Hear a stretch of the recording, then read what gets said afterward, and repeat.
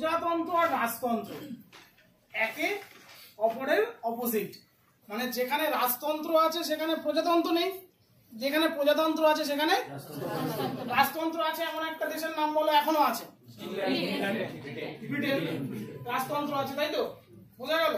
যেমন যদি সেই বাহুবলী চলে যাও, রাজতন্ত্র ছিল, তাই তো? ভারতবর্ষে কি আছে? কেন ভারতবর্ষে প্রজাতন্ত্র আছে? কোনো রাজা নেই। অর্থাৎ রাজতন্ত্র আর প্রজাতন্ত্রের মধ্যে একটা বেসিক পার্থক্য আছে। যেখানে দেশের হাইয়েস্ট ইউনিট, মানে দেশের সর্বাধিনায়ক, যে সর্বাধিনায়ক সে তা অন্য কারোর দ্বারা মানে মনোনীত।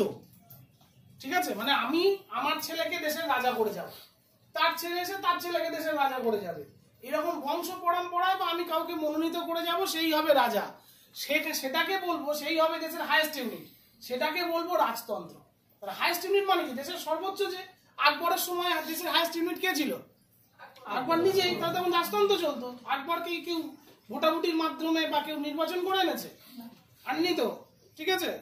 তাহলে প্রজাতন্ত্র কখন হতো? যদি আকবরকে সবাই মিলে প্রজারা ভোটাভুটি দিয়ে বলতো এটা আমাদের রাজা, এটা আমার পছন্দ, তাহলে কি রাজতন্ত্র চলতো না কি চলতো?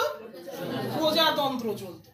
বোঝা গেল? যে প্রজাদের নিয়ম ওখানে চলছে। তাহলে আমাদের ভারতবর্ষে কি আছে? আমাদের ভারতবর্ষের highest unit K? President of India. তো প্রেসিডেন্ট অফ ইন্ডিয়াকে কেউ নিজের মনের মতো করে চুজ করেছে?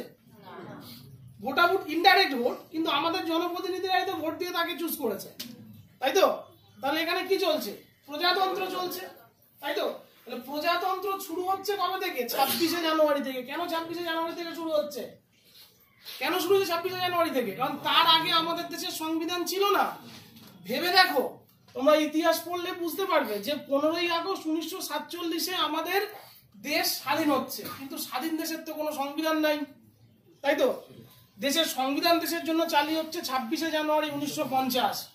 তাহলে মাঝখানের যে সময়টুকু, সেই সময়টুকু দেশ স্বাধীন, কিন্তু দেশের কোনো সংবিধান নেই।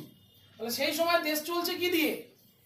গভর্নমেন্ট অফ ইন্ডিয়া অ্যাক্ট 1935, এটা দিয়ে সেই সময় দেশ চালানো হচ্ছে। স্বাধীন দেশেও কিন্তু গভর্নমেন্ট অফ ইন্ডিয়া অ্যাক্ট 1935 দিয়ে দেশ চালানো হচ্ছে।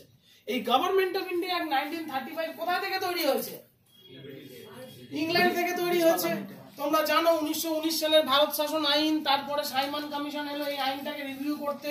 সাইমন কমিশনকে পছন্দ নয় ভারতীয়দের, কারণ সেখানে কোনো ভারতীয় নেই। তারপর সাইমন কমিশন 1930 সালে ব্রিটিশ সরকারের কাছে রিপোর্ট পেশ করলো।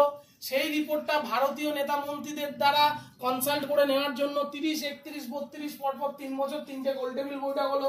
সেই 3টে গোলটেবিল বৈঠকের মাধ্যমে ভারতীয় নেতা মন্ত্রীরা কি চাইছে এটা নিয়ে ইংল্যান্ডের প্রাইম মিনিস্টার চার্চিল এবং তৎকালীন ইংল্যান্ডের রাজা পঞ্চম জর্জ তারা আবার একটা নতুন আইন বানালো, সেটা হচ্ছে ভারত শাসন আইন 1935, তাই তো? তাহলে এই ভারত শাসন আইন 1935-এ কার সিগনেচার ছিল? কার সিগনেচারে এটা আইনে পরিণত হয়েছে? ব্রিটিশ কিং কে তখন? Fifth George.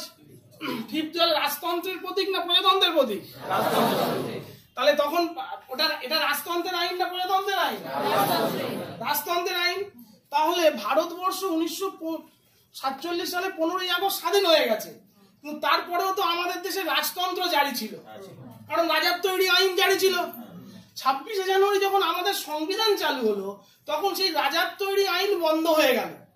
তাহলে রাজতন্ত্র যেখানে বন্ধ হবে সেখান থেকে কি শুরু হবে? আলো যেখানে বন্ধ হবে সেখান থেকে কি শুরু হবে? অন্ধকার শেষ মানেই আলো।